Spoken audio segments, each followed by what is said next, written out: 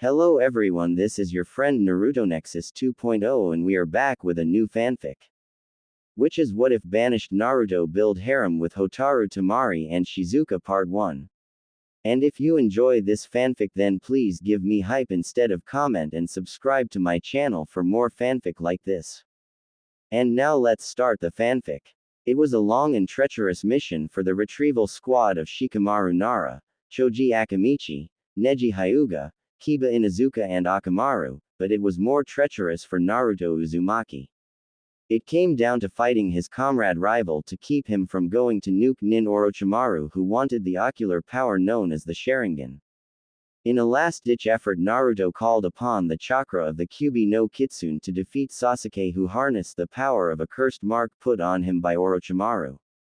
When they collided, both were knocked unconsciously as Kakashi Hatake arrived and brought them back to Konoha while the others were rounded up and brought back to the hospital. The group was recuperating in Konoha's hospital for several days, but Naruto was discharged earlier, having healed quickly than the others. He was about to grab a bite at his favorite ramen stand until an Anbu landed before him. Naruto Uzumaki, your presence is demanded by the council immediately. What? And just when I was about to eat. He sighed. Alright, let's get this over with.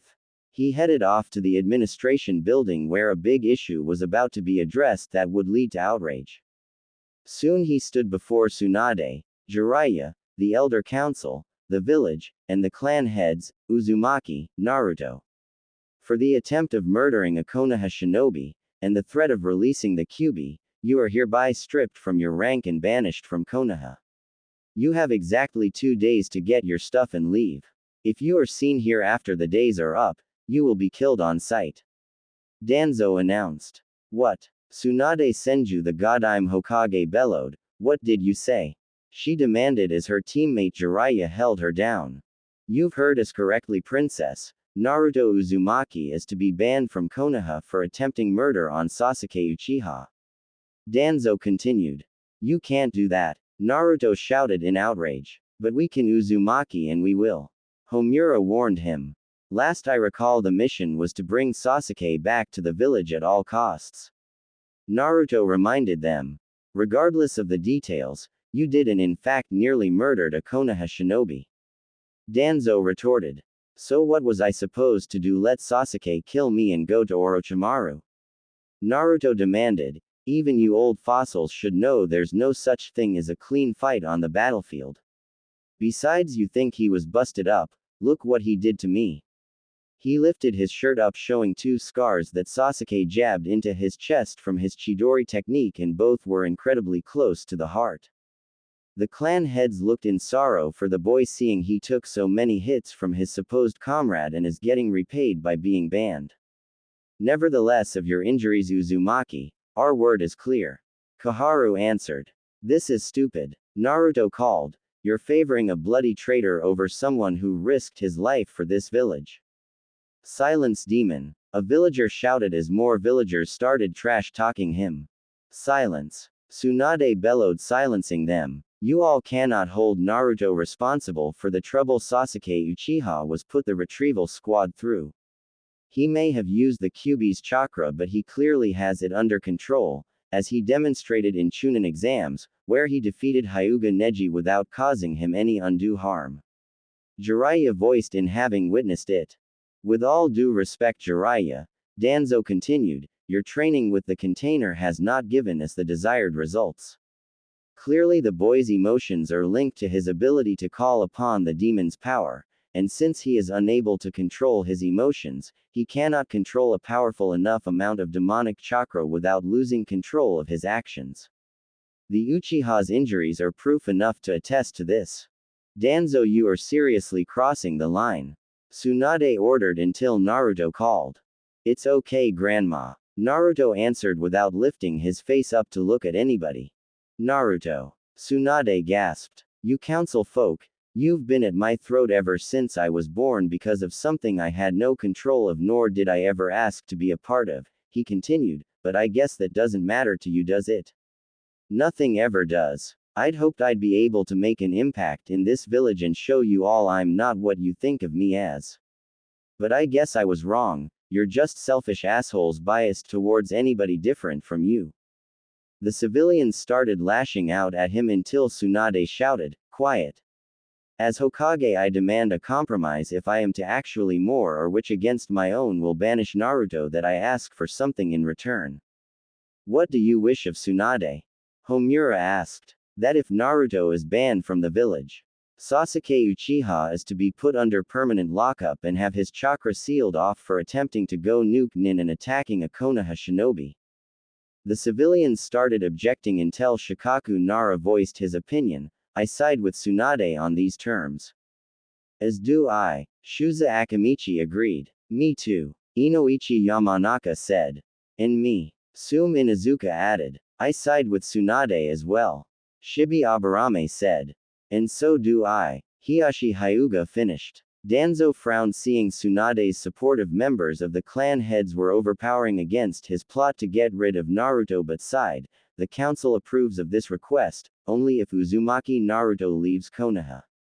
"And I will." Naruto frowned. "Then you have exactly 2 days to leave. Your time starts now," Danzo said as the meeting ended.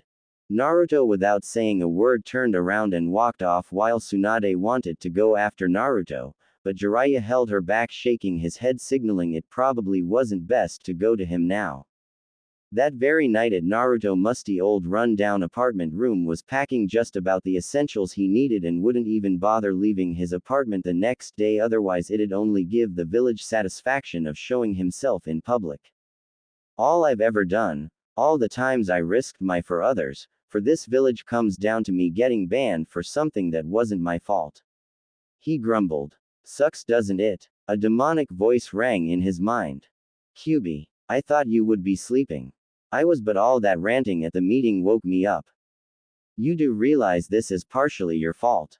"Oh sure, blame me for everything that's happened," the fox replied sarcastically. "Well hey, if it weren't for you I wouldn't be treated like this." "Think again, Naruto. It's like you said to them, they're biased towards anything different. Believe me, I went from multiple vessels before you throughout the centuries and everyone treated the vessel I was sealed inside of like shit. It's because they're afraid." "Afraid?" "Yes.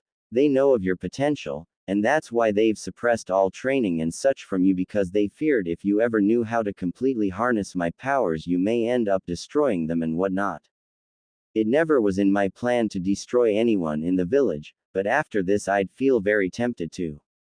However, that'll only prove them right." "So what'll you do once you leave?" "I don't know, but somewhere out there I'll find the answer." The very next day Tsunade and Shizune had informed Naruto's friends and the Jonin of the situation, and needless to say they were not happy at all. Shikamaru, who many would have assumed was just too troublesome, declared it as an outrage. Choji was so mad he didn't even think of his stomach. Neji was appalled that the council would just do something like this to a Konoha shinobi who did nothing wrong through their eyes. Kiba was growling up a storm, threatening to wring the council's necks, but was held back by Shino.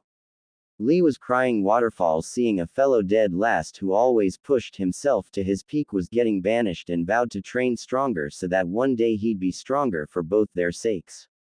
Ino was outraged at what was happening to Naruto, because deep down she always did have a soft spot for him, and he also loved to garden in his spare time, and anyone who liked flowers were alright in her book. Tenten was enraged that the village she served would treat one of their own ninja like filth. After she saw Naruto defeat Neji in the Chunin exams, she'd grown to respect Naruto, who fought hard against Neji even when the odds were against him. Hinata, however, was just crushed. Her one true love, whom she'd watched from the sides for years, had been banished from the village and she'd probably never see him again. But she knew she'd have to tell him before it was too late. But the most suffering out of them was Sakura, who couldn't help but feel she was part at fault. If I hadn't made Naruto promise to bring Sasuke back, they both wouldn't have gotten hurt and Naruto wouldn't be banished. What kind of comrade am I if I let my team fall apart? She thought in sadness. The Jonin weren't taking this too well either, especially Kakashi. "Sensei, I've failed to protect a comrade yet again. I'm so sorry." The group wanted to go to Naruto's to visit him, but Tsunade warned them to not to go near him or the council may arrest them for trying to associate with a ninja about to be banished. Kiba ignored her pleas and tried anyway, only to be blocked by several Anbu guards ordered by Danzo to keep anyone away from Naruto until he left tomorrow. Soon the day had come and Naruto walked through the village ignoring the stares and insults that were thrown at him by the villagers.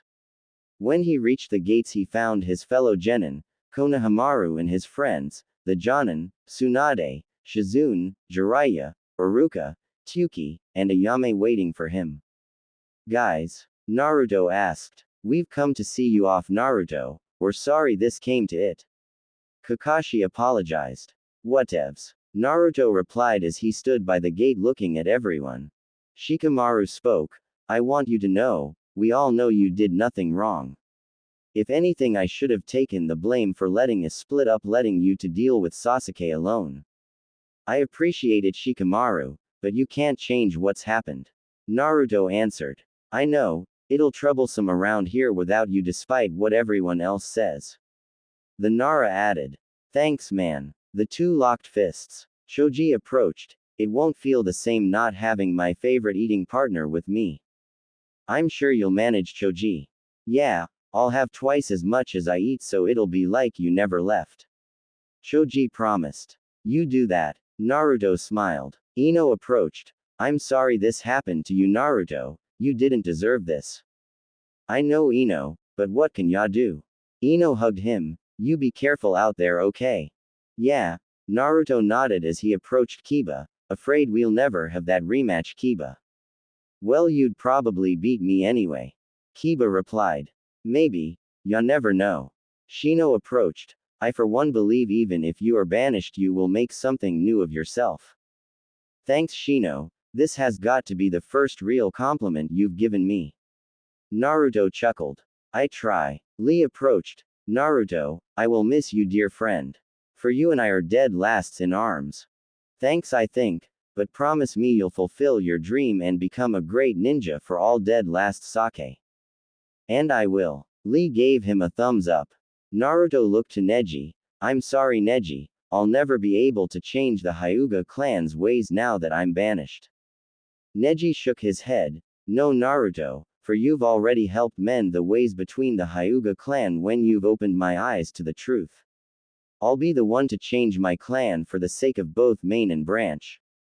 Naruto smiled. I know you'll pull it off. He then went to Tenten.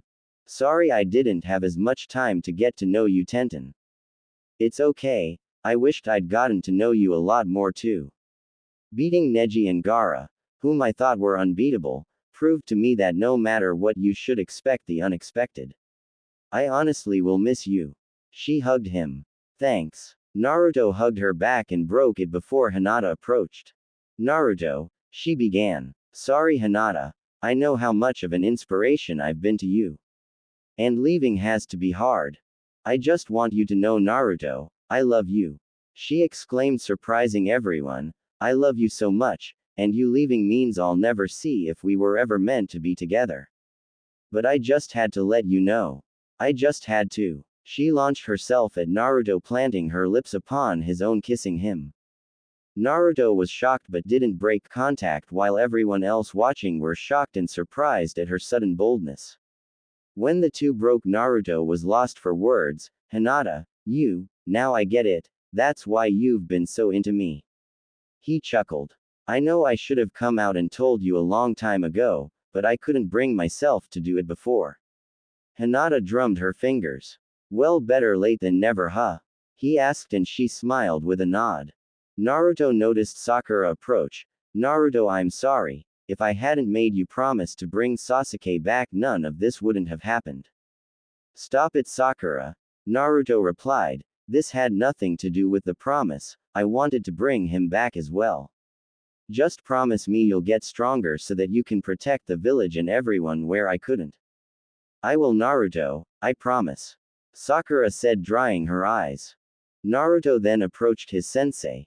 Well, Kakashi sensei, I guess this is it. I'm sorry too, Naruto. I should have known better than to trust Sasuke with my Chidori. Even though I've spent more time in training Sasuke, I never did consider him my favorite. I know, sensei, I know. Naruto answered. He looked down, seeing Konohamaru, Udon, and Moegi run up to him crying, "Aniki, you can't go, what about our promise?" Konohamaru cried. "Sorry Konohamaru, looks like it'll be up to you to become Hokage in my place." Naruto patted his head. "I swear Naruto, I will become the best Hokage there ever was for both of us." The Sarutobi heir promised. "And we'll be there to help him." Moegi pumped a fist up. "That's right." Udon nodded. "Oh, come here, guys." He pulled the three into a group hug as they cried on him. Naruto then stood up and approached Tsuki and Ayame. "Sorry guys, guess you won't be seeing me around the stand anymore. We will miss you, Naruto. We've never had a customer as happy and excited about our food like you are." Tsuki said and thought, "Damn village council, if I have to close up the shop with my number one customer leaving, there will be hell to pay." Ayame hugged Naruto. "I'm sorry Naruto, you've always been like a little brother to me. I will miss you." "Thanks Ayame-Nisan." Naruto smiled as he approached Iruka. "Naruto, no matter what happens, I'm proud to have been your sensei." Iruka said, choking back some tears. "Thanks Iruka-sensei, and here I want you to have this to remember me by." Naruto untied his headband and gave it to him. "Naruto." Iruka gasped. "Since I can't wear it anymore, and it was yours to begin with, you should be the one to have it." Naruto answered. "Naruto, I'll never forget you. Never." Iruka let some tears out. Naruto then approached Jiraiya. "Ero Sennin, I'm sorry this happened. I blame myself Naruto, I promised someone close to me that nothing would happen to you. But I failed him." Jiraiya sighed in guilt. "For what it's worth, I'm glad you got to train me, but I guess I should end my link with the toads, huh?" "Not necessarily. We can use them to keep in contact." He pulled out a scroll, "And here, I want you to have this, it's something I was meant to give you when you were ready. Now's the time." He handed tea to him. "Thanks," Naruto said, approaching Tsunade. "I'm sorry boss-san, I know you came here to become Hokage thanks to me, and now that I'm leaving it'll seem all for naught." "No Naruto, I'm glad you did what you did bringing me back here," Tsunade began, "and one day I'm going to make the council pay and abolish the banishment of you so you can come home. I appreciate it, but I don't think it'll matter. After all, the villagers will never accept me even if the banishment was made null and void. But thanks anyway." He found himself pulled into an embrace by Tsunade, who cried on his shoulder. "Just promise me you'll be safe out there, because you're like family to me Naruto." "Same here boss-san." Naruto smiled and suddenly found himself getting pecked on the forehead by her like before. When Tsunade finished, she unzipped his jacket and looked at her grandfather's necklace. "Continue to wear it with honor Naruto, and always remember there are those who love you." Tsunade shed some tears. Naruto looked around, seeing everyone smiling and assuring him that they'll always remember and care about him no matter what. Naruto smiled as he removed his orange jacket and tossed it aside. "Thanks everyone, I'll never forget any of you. Goodbye." He turned and started walking. Soon his walking led to jogging, and before you knew it he was running from the village without looking back as tears flowed down his face, having finally unleashed all his bottled up emotions. After Naruto was banished from Konoha, he just kept running and running from the village without looking back, knowing it'd be even harder on him, knowing he could never go back. Soon after reaching the border of the Land of Fire, he had to stop running, knowing he'd gone far enough from his former home. By nighttime he found a nice clearing by a hillside and decided to make camp there until he'd reach a town at least. Naruto, after finishing his camp, sat before his campfire heating up ramen. He then pulled out the scroll Jiraiya gave him before he departed. "I guess now's a good a time as any to find out what Ero Sennin gave me. Knowing him, it's probably more of his books."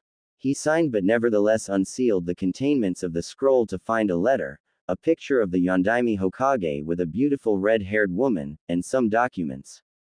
"What's this?" Naruto asked as he opened up the letter and started reading it. "Dear Naruto, my son, if you are reading this, then this means that the sealing went as I planned it and I perished. If you haven't been told, my name is Minato Namikaze, the Yondaime Hokage, and your father. I won't blame you if you feel hatred at me for what I caused you. But you must understand, as the Hokage, I couldn't ask someone else to sacrifice their child, not if I had my own. Your mother Kushina Uzumaki came from Uzushiogakure and it's gone as of now due to many wars. It was unfortunate she died that night when the Kyuubi invaded, and she always looked forward to being a mother.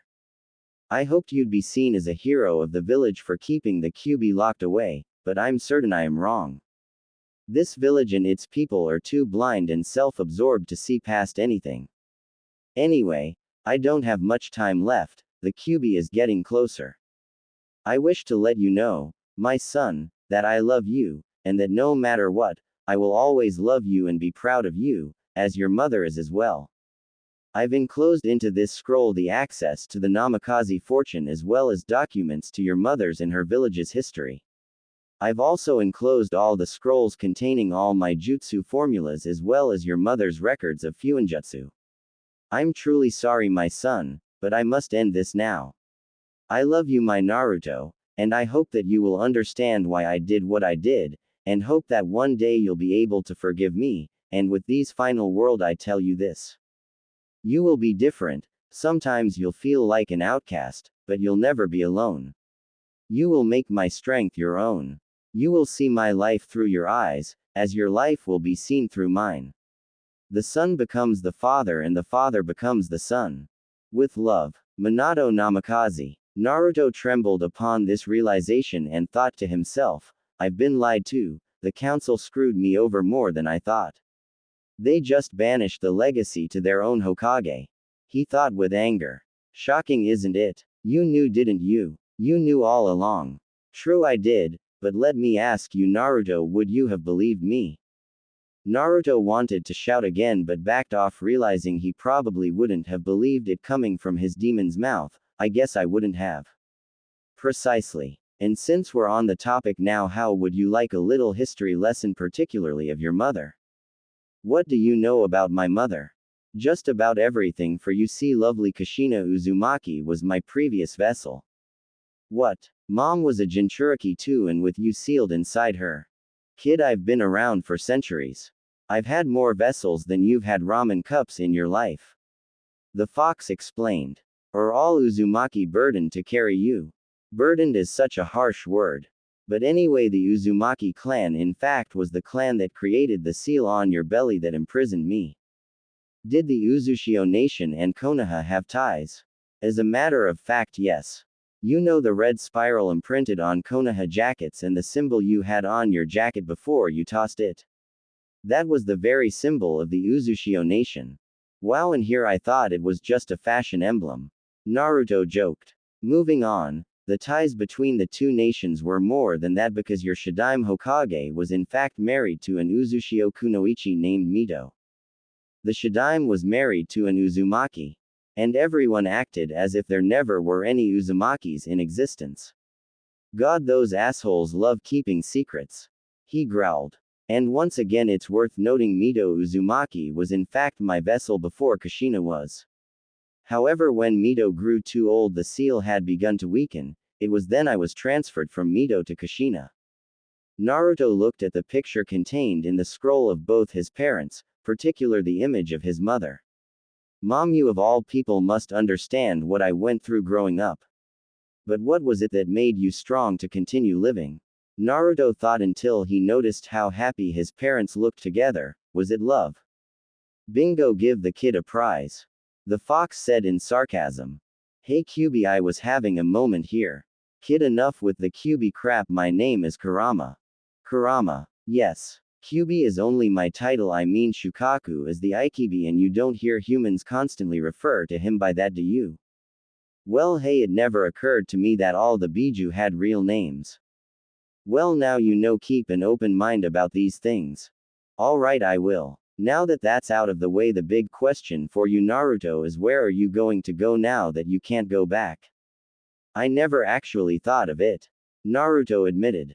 Well, you have so many places to choose from, don't you? And they all treated you better than Konoha did.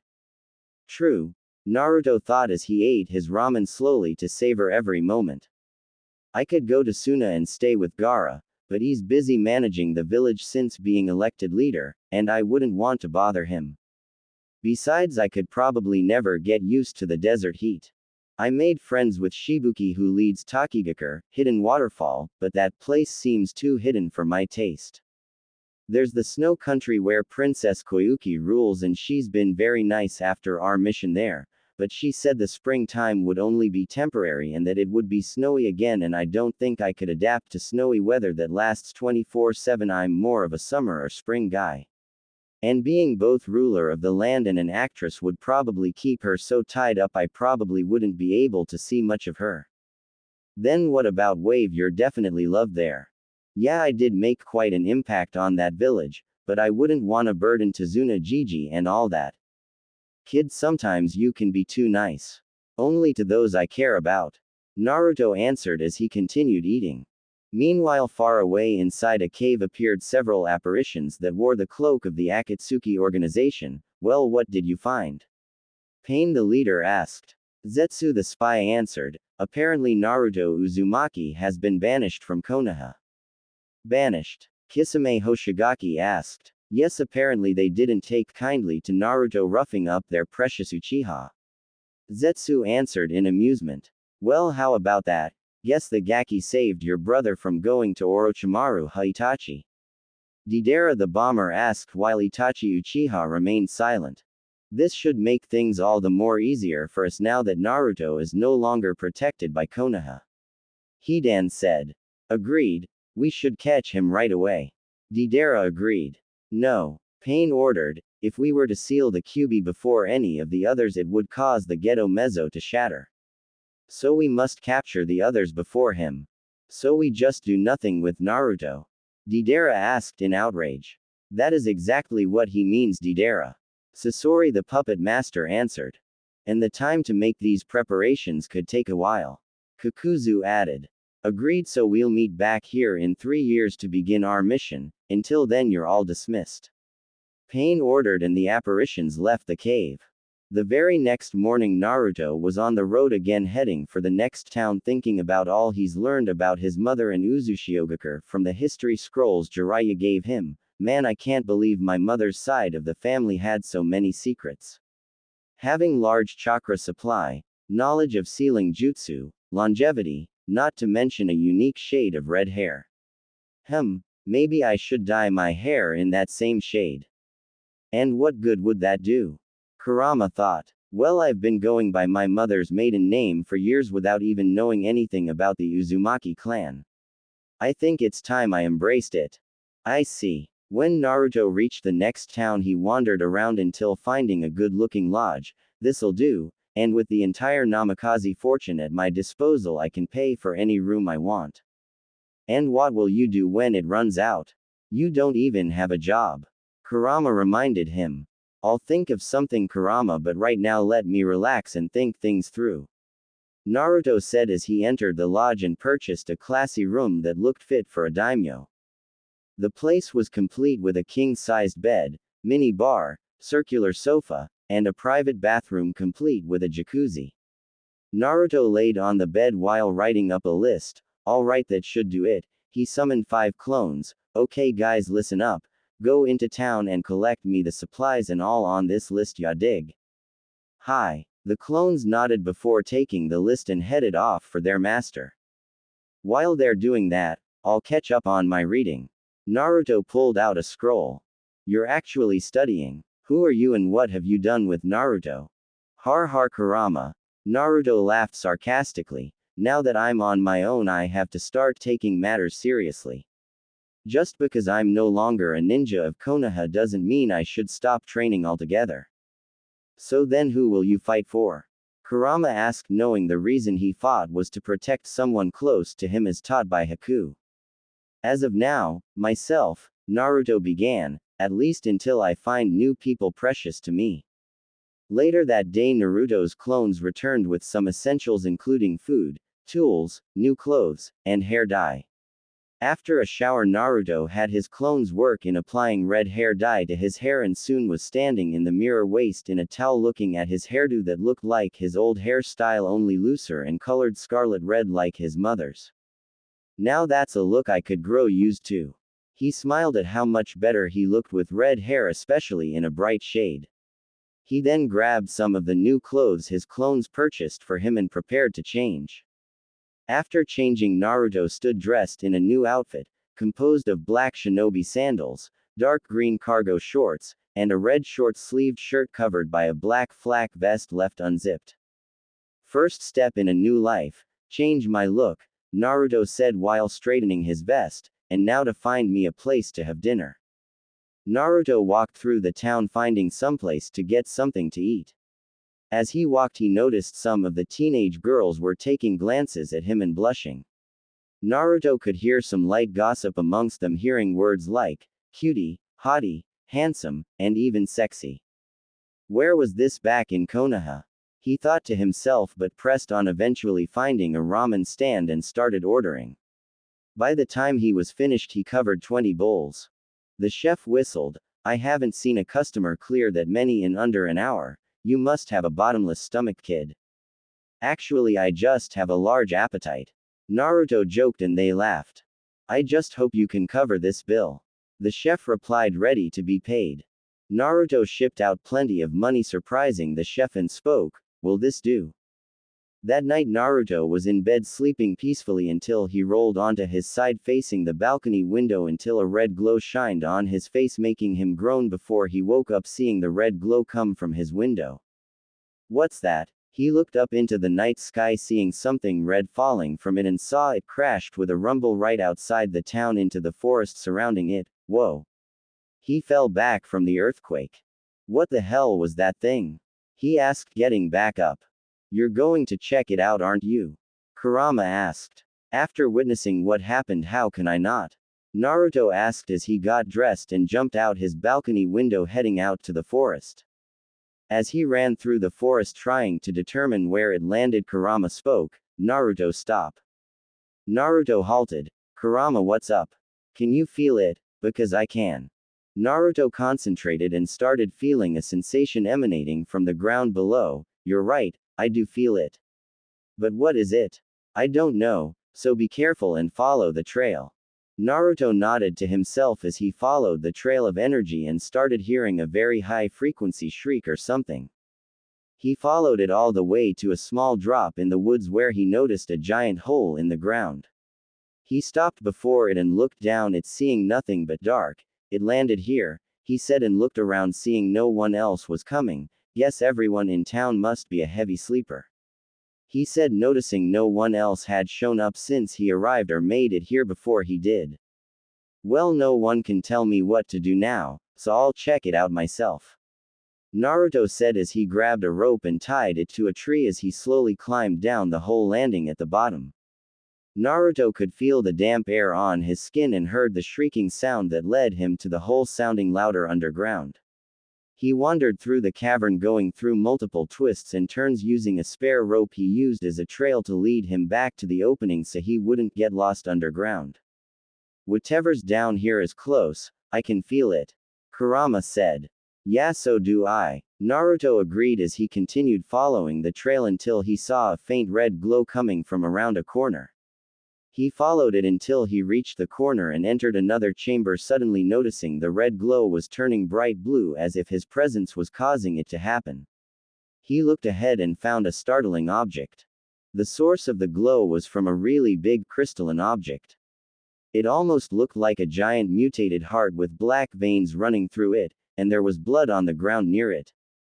Whoa! Naruto gasped. Kurama, what do you think it is? I have no idea, the demon fox admitted, but I feel like it's alive. Naruto slowly approached it while whipping out a kunai for safety. As he approached, he noticed the black veins were pulsing and moving. When he reached out to touch it, to his surprise it went back to the red-crimson glow like before, along with the eerie shriek. Gah! Naruto groaned as he clutched his head in pain as the sound was driving his ears crazy. And if that wasn't enough, his nose started leaking blood, while his head was pounding like mad. What the hell's happening? He shouted in pain and was suddenly pushed back off his feet and crashed into the wall by an unknown force that came from the pulsating object. Naruto, you've got to get out of here now. Kurama ordered. You don't have to tell me twice. Naruto said as he started running back the way he came, following the trail of rope while he still held onto his head in pain. When he found the opening, he climbed up the rope and made it out before panting for air. What the hell was that all about? Naruto asked while rubbing the back of his head to ease his headache.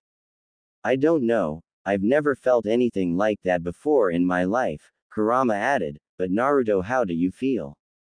I feel like shit from that splitting headache, Naruto admitted as he tried whipping some of the blood from his nose off only to stain his own hand. I gotta get out of here. He tried to walk but felt weakened from the mental pain he experienced down in the hole and didn't even make one step before falling onto his back and laid unconsciously on the grass next to the hole. When morning came, Naruto woke up from the sun shining down on his face. He groaned while clutching his head almost as if he was experiencing a hangover while sitting straight up. What the hell am I doing out here? He groaned while whipping his hand across his nose and noticed dry blood.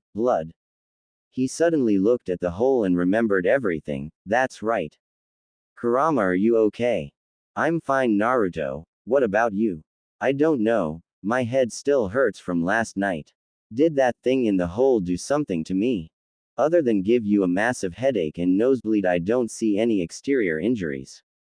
I better go back and find out what that thing is. Naruto said, ready to go back in the hole until Kurama spoke. Wait. Do not be stupid, boy.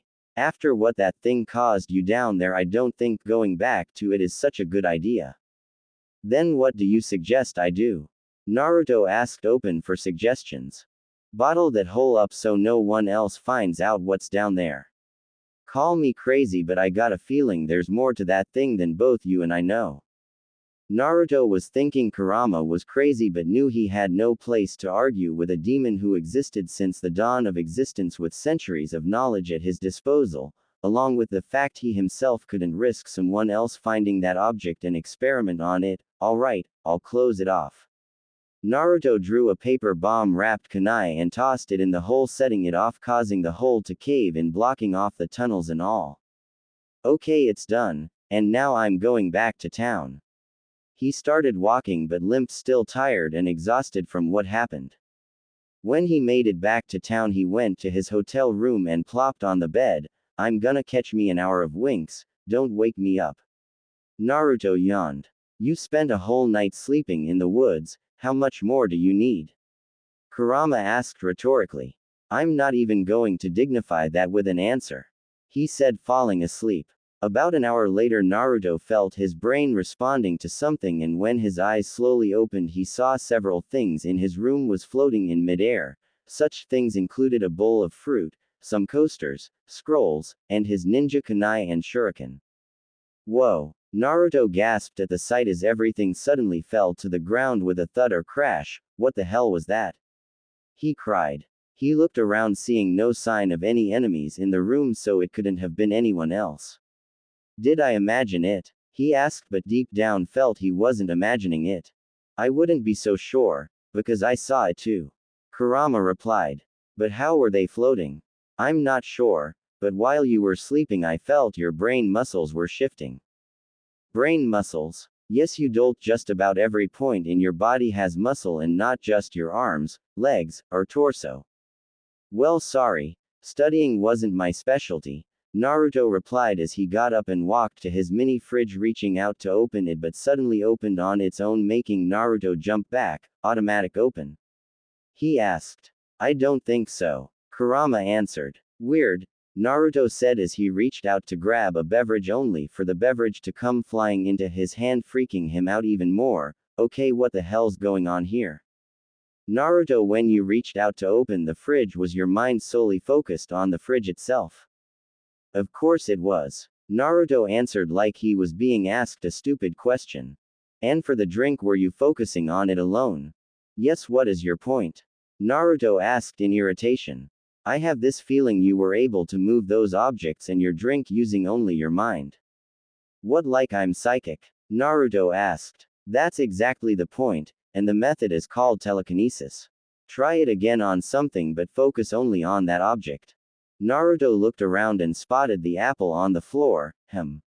He held his hand out like he was going to take the apple but moved his hand upward, and to his surprise the apple was following along with it as it was being lifted up by an invisible hand extending from Naruto's palm. Oh my god, I'm levitating an apple. He cheered while noticing he was doing nothing with his left hand. Wonder if both work. He held his other hand out levitating an orange up. Both my arms can do this. I can't believe it. Naruto chuckled excitedly as he tried levitating more stuff up only to get a nosebleed. Oh god. Naruto stopped levitating the objects to cover his nose. He ran to the bathroom grabbing some tissue to dry the blood on his nose. What was that about? Clearly that nosebleed is a sign of overexerting your brain's limit. Kurama said. A limit? Naruto asked. Kurama sighed. You need to find a library. Huh? Naruto asked, but rather than continue to question, Kurama left the room and walked through town to find the nearest library, unaware of being spied upon by 5 Anbu ninja. There he is. Almost didn't notice him because of his hair color. One Anbu said. Remember Danzo-sama's orders, eliminate him and leave no trace. Another added. Shall we go now? A third asked. No too many people around, we'll wait until he's alone. A fourth replied. Still we have to monitor his movement. The fifth said as they started following while remaining hidden. Soon Naruto was at the library sitting at a table alone reading a book on the human body muscles and looked at the brain section. The average human is only capable of using 10% of their brain. He read to himself. And somehow that thing in the hole must have affected your brain, enabling you to access more of your brain power to an extent an average human can't use. Kurama added. According to the book, the brain can function like a muscle, as like all other muscles gets stronger over time and the more you use it. Yes, however, in a regular human's case, the brain can only get better by increasing your knowledge and perception of things. And in your case, having more access to your brain can exercise it through the use of using it on smaller things and working your way up so you don't end up getting countless nosebleeds. But how strong do you think my brain can get? The human brain is unpredictable, I'm afraid, even to a demon like me. Kurama answered. Wonder if I should tell this to Ba-san or Ero-senin. No, I don't want them to start worrying more about me than they already are. Keeping it a secret, huh? So you think I should tell them? No way. If somehow word got out to Konoha you are learning telekinesis, the council may send assassins after you or try and use you against your will. True. Then it's decided I won't tell anyone from Konoha what happened to me in that hole. Now then, I think it's time I started testing my new ability out. Naruto thought as he stood up, returned the book, and left the library. Naruto was wandering the town's shopping district looking for something to try his power out on. He noticed a standing selling stuffed animals and a little girl was looking at a stuffed giraffe. Bingo, he said to himself with a smirk as he focused his gaze on a big stuffed teddy bear and used his mind to make it move. And having been made of stuffing and fluff, moving it was no trouble at all for his brain. He made the teddy bear float down to the little girl, making it wave its arms like it was going to attack the kid. The girl screamed in fright as she ran to her mom, who was talking to someone. Mommy. Mommy. That teddy's alive, she exclaimed as she and her mom looked, seeing the teddy bear lie on the floor lifeless as it should be. Sweetie, you're just imagining things. The woman told her kid. But I saw it, mommy, I really saw it. The girl pleaded. Not now, honey. The woman replied. Naruto chuckled to himself at the stunt he pulled as Kurama spoke. You're enjoying this, aren't you? And you're not. Come on, if I had this kind of talent when I was an academy student, I would have been more of a prankster master than I've already made myself out to be. Naruto thought. And be hauled off to be experimented on if you did have that ability back then. Kurama reminded him. I guess, Naruto admitted as he looked around wondering what else he should test his power on. He then spotted a man managing a melon cart who was busy talking with another. Watch Kurama. he thought as he concentrated his eyes on the cart and made it move away from the cart owner. He moved it about a shop away until he felt his nose bleed and stopped moving it to clean his nose with tissue. He chuckled quietly as the melon shop owner saw his cart had gotten further away from him but saw no one around close enough to have moved it while he wasn't looking. Perhaps you should go elsewhere before you get spotted, Kurama suggested. Yeah, you're right, Naruto agreed as he walked off casually, still unaware of being watched. Did you happen to notice those phenomena happening around Uzumaki? One of the Anbu asked. Yes, our record showed he had no ability such as that. The second added.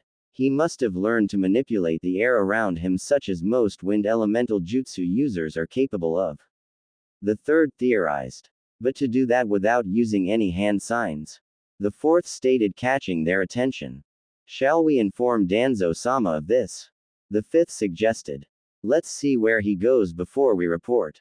The first said as they continued to follow him.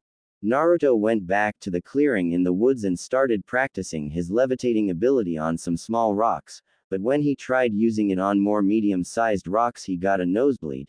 Don't overexert yourself so hastily, Naruto, or you'll die from blood loss, Kurama warned him. I know, man, exercising my brain power is harder than my regular exercises. Naruto thought back until a thought came to him. Wait a minute, I remember reading the Shadow Clone Jutsu allows training to go by faster with the more I use. They can train as much as they can, and when dispelled the knowledge comes back to me. I wonder if they also train using the telekinesis, I'll get stronger at it faster. Maybe, and maybe you'll die faster if they all get monstrous nosebleeds at the exact same time, Kurama added.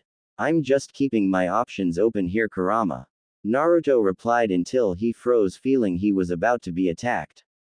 He spun around seeing some shuriken were about to nail him, but he used his telekinetic ability to repel them. Who's there? Show yourselves, Naruto called out as the ground around him rumbled as he shouted. Naruto, in that tree, Kurama ordered. Naruto looked, seeing the big tree Kurama had motioned him to look at.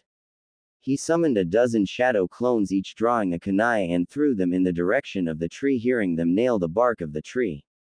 I missed, Naruto cursed. Well, they're coming in a frontal attack, Kurama thought. Naruto saw the Anbu ninja come at him from all sides. His natural instinct told him his best choice of defense was to use Kawarimi, but on a new instinct instead crossed his arms in front of his body and forcibly spread them apart as the root Anbu were repelled from Naruto and forced back on all sides. Naruto got a bit of a nosebleed from that last move but ignored it and jumped onto a nearby boulder, looking at his attackers. You aren't regular Anbu ninja. They only serve Tsunade Ba-san and she'd never order them to attack me, Naruto declared. Very perceptive, the third Anbu said as the group got up. We are Anbu of the root faction under orders of Danzo-sama to eliminate you, Uzumaki Naruto, for the sake of Konoha and the ninja land, the first explained. Naruto's eyes twitched upon that name. So getting me banished wasn't enough, he sent you to kill me, he growled with his telekinetic power responding to his anger, making the rock he was standing on crack a little. You are a danger to the ninja land, and therefore must be put out of your misery, the second Anbu replied. Naruto frowned as his eyes were turning red and his whiskers marks were becoming darker. He extended his arms out and put them together, which caused the Anbu group to come together, stuck like they were magnetized to each other. How about I put you all out of your miseries instead? Naruto asked as he was clenching his fists, still holding the group together, who started to cry in pain as they felt their bodies were being crushed inside and out. As Naruto continued torturing them using his telekinetic ability, his nose started to bleed but didn't stop to clean it as he finally motioned his wrists like he was twisting something and heard the necks of the Anbu snap. Naruto, overexerting his telekinetic ability and from blood loss, fainted, releasing his grip on the now dead Anbu. Inside Naruto's subconscious, the boy laid before Kurama's cage on his back unconsciously as the fox looked down on him. I warned him about overexerting himself, but does he listen? No, he sighed. That power of his seems more trouble than it was worth for himself and those around him unless he learns to control his emotions. Suddenly Kurama saw a glow come from the seal on his cage that took the form of two glowing apparitions. One had a yellow glow on his head and appeared to be wearing a long coat, and the second appeared to have a long red glow going down the back. What, you two? Kurama gasped. The apparitions stood before Naruto and bent over with a hand from each laying on the boy's cheeks. Naruto twitched from the touch as his eyes opened halfway, seeing two hazy apparitions before him, but noticed the yellow and red glow from them each. Who's there? Wait a minute, are you two? He was cut off as his vision cleared as he noticed he was awake with a doctor and a nurse looking down on him. Finally awake? The doctor asked. What? Naruto's eyes blinked as he shot up, but the nurse gently held him back a bit. Easy there, you don't want to overdo it, she insisted. What happened? How did I get here? Naruto asked, looking around his hospital room. Some campers found you passed out in the woods outside town.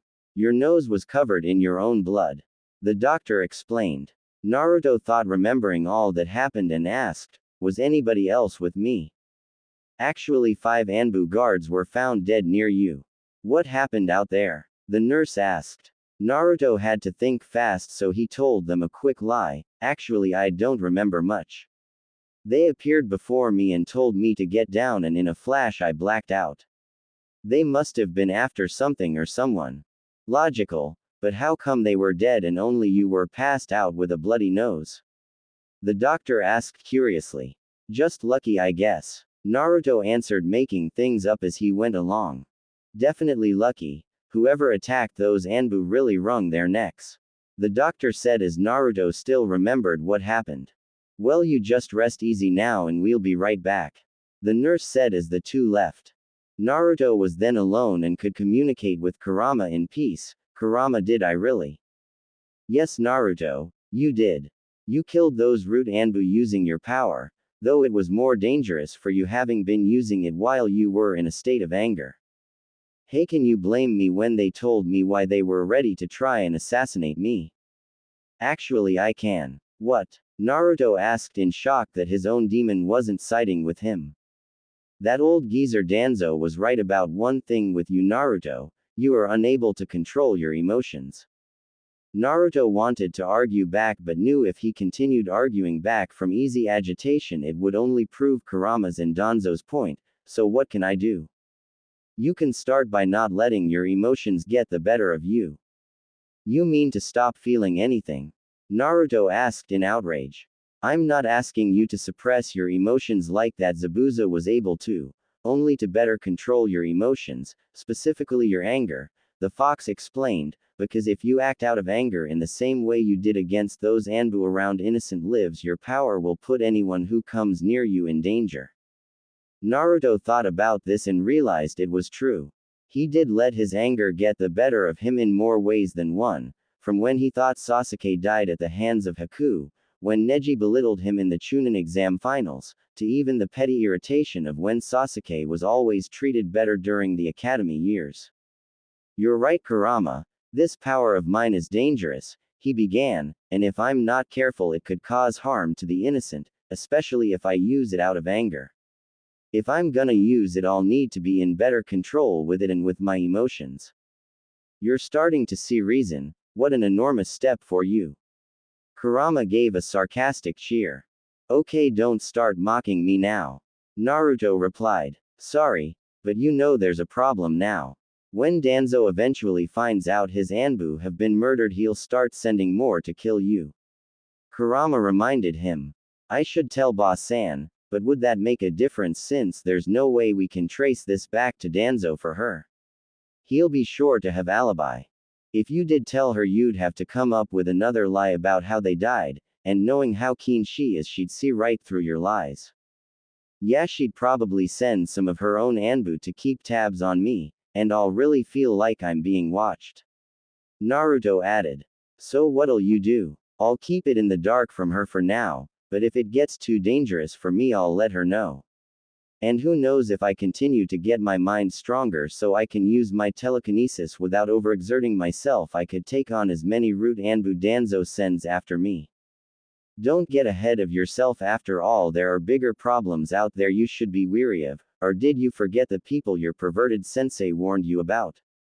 The Akatsuki organization, Naruto recalled. Yes, you remember the two you ran into that time. Itachi Uchiha practically destroyed his brother's mind using his Mangekyo ability, and Kisame Hoshigaki cut your chakra in half with his sword that devoured it. Do you think you'd stand a chance against them or more of them even with your power? Kurama continued to question him. Obviously not, and Ero Sennin would want me to train to protect myself from him even if he wasn't there with me. Alright then, I'll just get stronger for both our sakes, for if they remove you I could very well go down with you. Then I suggest you hightailing it out of this town before Danzo gets word of his Anbu dead. Kurama suggested. Right, but before I leave, I'm gonna need a cloak. Soon enough Naruto left the hospital and headed back to the hotel to collect his things. After checking out he went and purchased a brown cloak and headed to the edge of town wearing it with the hood up. Well Kurama, from this point on I have to learn how to control this power of mine for both our sakes. I don't know what other dangers will cross our paths, but we'll face them together. Don't go getting all nostalgia on me Naruto, please. Kurama replied. Afraid of being sentimental? Naruto teased. Shut up. Naruto chuckled as he started walking down the path leaving town as he thought to himself, those two people I saw before me. I know it had to be them, but how? A week had passed since Naruto left that one town determined to harness his newfound power as best as he possibly could. During the course of that week he continued to hone his psychic power and his ninja skills. Thanks to the jutsu formulas from Jiraiya he started training in all 5 elements, but the element he excelled in was wind jutsu due to the fact he learned he had the wind element thanks to the chakra paper that was included in the scroll. And to top it off, from the scroll he learned the formula for his dad's Hiraishin technique, which would allow him to teleport to any destination he marked with his formula. In terms of his psychic power he continued practicing with it to improve his control. And time to time he would use it for a joke or two that wasn't dangerous. Currently Naruto was by a stream doing push-ups with 10 clones joining him, so he's get more effort into his exercise, and 200. Naruto announced as he finished his go, followed by his clones. Alright boys, take 5. He ordered his clones that dispelled, transferring all their effort back to him. Naruto toweled off and used his power to bring a bottle of water over to him and he drank it. Another successful workout. He stretched his arms. And to think you've been at it for only a week. Kurama replied. I thank the true purpose of the shadow clone jutsu. Naruto replied. Everything they learn or whatever effort they put into training comes right back to me when they dispel.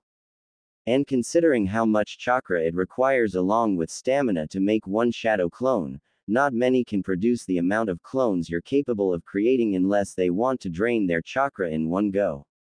Exactly. Naruto said as he finished his water. You know Kurama, there's something I've been wondering about my power. What about it? I know I have power to use it to move things from one place to another, but do you think it's possible I can use it on myself? On yourself? Yeah, just hear me out. What if I can use my power over levitation to float myself from one place to another? In other words, fly. Kurama caught on. Yeah, well, I'm not sure. But granted we don't know the full capabilities that object granted you, I suppose it could be possible. Then let's put it to a test. Naruto got back up and stood in the open space by the hill. Just have to concentrate on myself. Naruto concentrated as some of the pebbles down by his feet were slowly levitating up from his brain power. When Naruto made a takeoff attempt he hovered for a second before losing control. Oh shit. He fell flat on his face. Ow. Real good eating dirt Naruto. Kurama said sarcastically. Oh shut up. Naruto grumbled as he got back up. Another try. He concentrated and started levitating up until he was off the ground and was levitating up till he reached the tree's height. Naruto, you're actually doing it. Kurama gasped. I know, I'm flying. Naruto chuckled as he put his arms on the back of his head, relaxing as he floated around the tree. Oh, this is so cool. I know some wind ninja like Tamari could know how this feels, but I'm not even using chakra to do this. Hey, I wonder if I can go any higher than this. Whoa, Naruto, let's not be hasty. Kurama injected. If you went up too high and your power suddenly gave out, you could fall to your death. I could just summon the chief toad so he could catch me. Naruto replied. Wishful thinking. However, do you really think Gamabunta would be thrilled if you summoned him just so he could break your fall? Kurama countered. Naruto realized since Bunta was a grouchy type when it came to be summoned for petty reasons wouldn't be pleased, yeah, he wouldn't take it so kindly. But still, the idea of flying through the sky past the clouds sounds cool. To a point maybe, but let me tell you kid, flying too high could be one's undoing. Yeah, how do you figure? Naruto asked curiously. You ever hear of the tale of Icarus? No, who's that? It's the tale of a boy who sought freedom by flying using wings his father created of wax and feathers. The boy ignored the warnings of not to fly too close to the sun, and because he did, the wax melted and his wings were destroyed, causing him to fall into the sea where he drowned. I see, but Icarus didn't have psychic power. Naruto replied, and Kurama sighed. The point I am trying to make here, boy, is that when one tries to aim too high using a cocky attitude, they'll crash and burn harder when they fall down. I see your point. Well, I won't be cocky when using it then, nor will I fly into the sun. Naruto answered. Kurama sighed, hoping he really meant that. Well, I better get a move on. I shouldn't stay in one place for so long, especially out in the open like this. He flew downward but couldn't pull up fast enough and crashed on his face. That sucked. Meanwhile, in Konoha, in the Root's underground lair, Danzo stood before one of his men. What? My Root ninja were killed. I'm afraid, said Danzo-sama. All 5 of them had their necks wrung. The ninja explained. How did this happen? Danzo's one eye squinted. We're not quite sure, but do you perhaps think it was Uzumaki? Preposterous. That QB brat wouldn't have had the strength to fight my Anbu, nor would he have been fast enough to call on the demon's power before they could attack. Danzo interrupted skeptically. What do we do now? The Anbu asked. Send another 5 to follow the trail from the town Naruto was last seen, and fan out from there. He must be eliminated for the ninja land sake. Danzo ordered. Yes, sir. The Anbu left his superior. Danzo thought. I do not know how you were able to avoid my Anbu QB brat, but I will find you and eliminate you. Back with said boy, he was flying through the sky past the clouds, cheering and hollering, oh yeah. He cheered. This is a lot easier than I thought. He did some flips and loops. I may never walk again. I wouldn't recommend that, Naruto. If you stop exercising your legs, they'll become so shot you won't be able to stand at all. Kurama voiced his opinion. Just a thought, Kurama. Naruto replied, because I'm so excited. How many ninja out there can actually fly in the sky to his altitude? In Iowa, and tiny old man sitting at his desk sneezed. Do you require cold medicine, Tsuchikage-sama? A guard asked. I don't need no medicine because I don't have a cold. The old fence sitter bellowed until his back cracked, but I could use some ointment for my back. He groaned in pain. At once, the guard left the old man. Back with Naruto, he was flying through a cloud, passing a flock of seagulls, making one of the seagulls squawk in shock, seeing a human flying right alongside it. Naruto, noticing that, waved. Hi there, first time flyer. He said before gliding downward a bit and did some twirls. You know the best part of this, Kurama. If I fly this high up and at this speed, none of Danzo's Anbu will be able to stay on my tail. Naruto said as he continued picking up speed just for fun. Whatever you say. As Naruto continued flying closer so he could see the land, spotted another town up ahead. I should probably stop and restock on supplies and food. He was going down further until he heard a scream. Oh, could be trouble. He flew downward to the forest outside the nearby village and hid in a tree, looking until he spotted something. A young girl about Naruto's age was tied to a tree and surrounded by 3 enemy ninja, with one standing before her. The girl had dark green eyes, a widow's peak, mid-back length dark blonde hair, and a very sizable bust. She wore a light violet and white top, black shorts, a black skirt, black high boots and light violet wristbands. The ninja surrounding her bore aim headbands while the lead one had green hair and an umbrella on his back. Whoa, that girl looks hot. Wait, she's also in trouble, Naruto said to himself until he focused on the leading aim ninja and gasped, wait a minute, I've seen that face before in the bingo book. His name is Aoi Rokusho, a Jonin-level Nukenin from Konoha. Tricked another Konoha ninja into stealing the Nadaime Hokage's Raijin sword for him and fled the village. Naruto recalled. Naruto, are you about to do what I think you're about to do? Kurama asked. If you think I'm about to save that girl, then you're right. And why? You don't know that girl. Yeah, maybe I don't, but she doesn't deserve to be killed by slime like that. Naruto motioned to Aoi. Kurama sighed, seeing there was no stopping him, answered, do what ya gotta do. And I will. Naruto pulled his cloak's hood up to keep his face covered.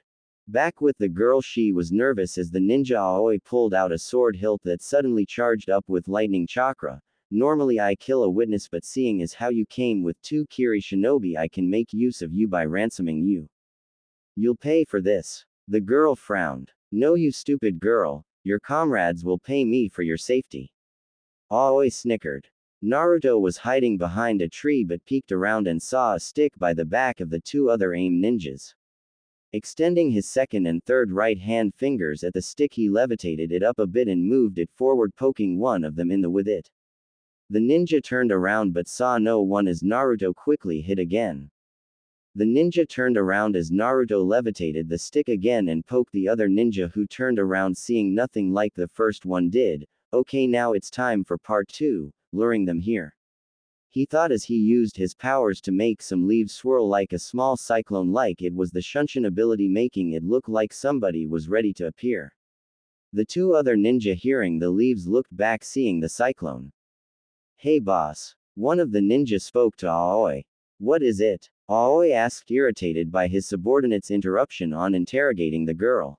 I think something's here, the ninja said. Then go deal with it, Aoi ordered.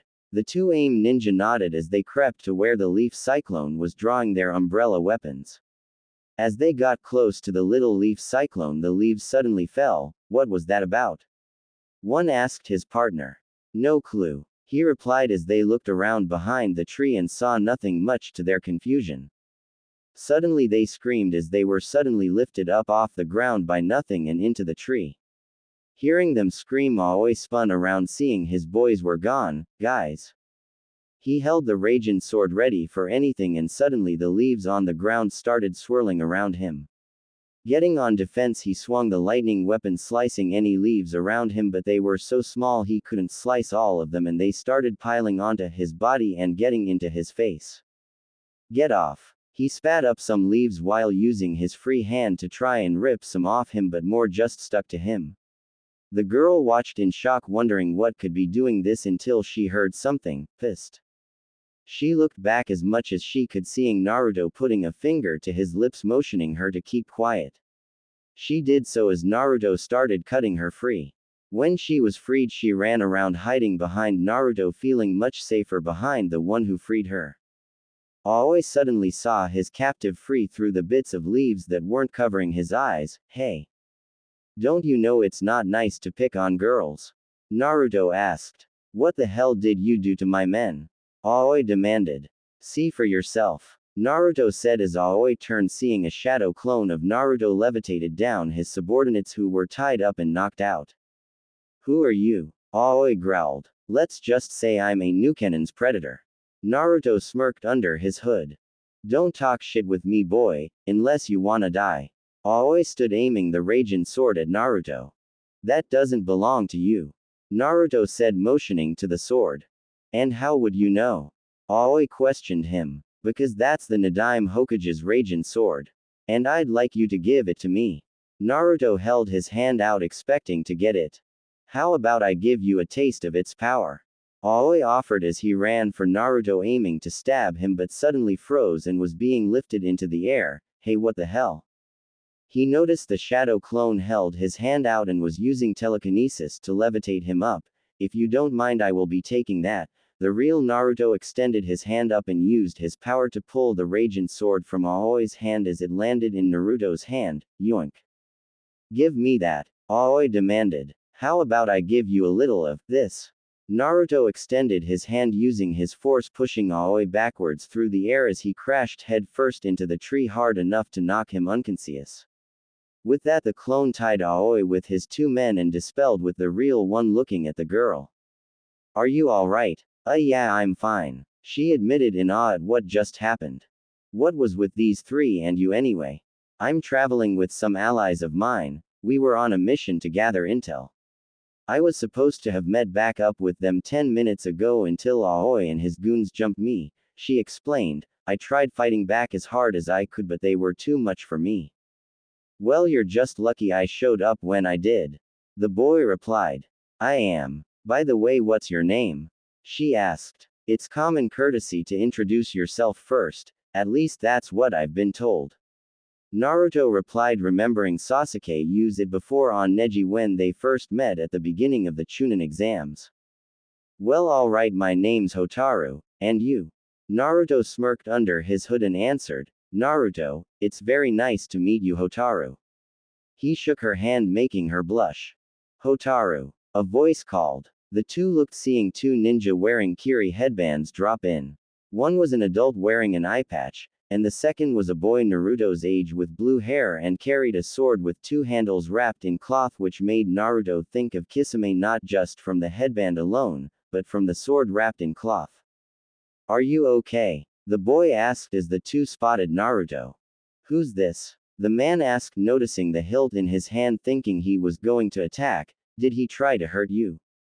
He asked, ready to strike, while Naruto was prepared to defend himself, only for Hotaru to shield her rescuer. Ow, stop, he didn't do anything. The man named Ow stood down, not wanting to hurt Hotaru in the process. What do you mean, Hotaru?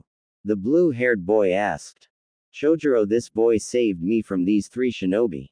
Hotaru motioned to Aoi and his boys tied up. The two looked at Naruto, who nodded, and they stood down. We're sorry for suspecting you, Ao began. Hotaru is still training in the art of ninja. Her master requested we take her on this mission, hoping it would improve her ninja senses.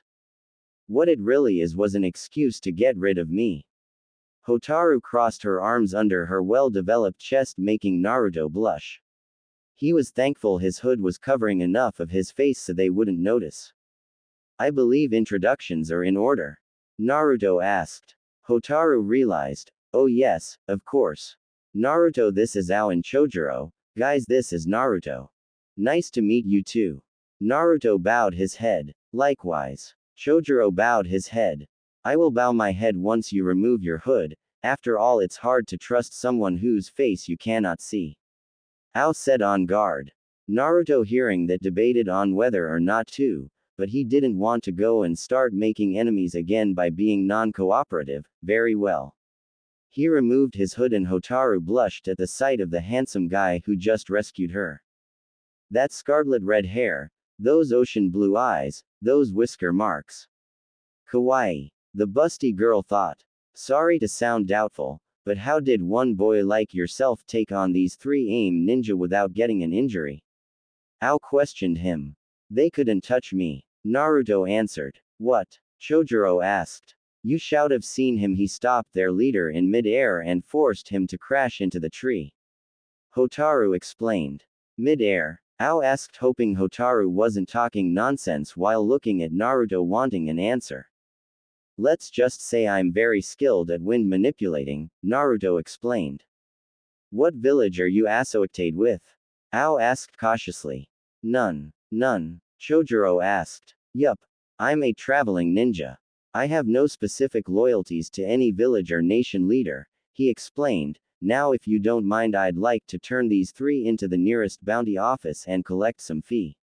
Naruto motioned to the three AIM ninja. Of course, though Naruto, if you can, I'd like to make a request of you. Ao said. A request? Naruto asked. Ao nodded. When you turn them in and collect your fee, would you please come back with us to Kiri to meet our Mizukage? Naruto was taken aback. See your village leader, and for what reason?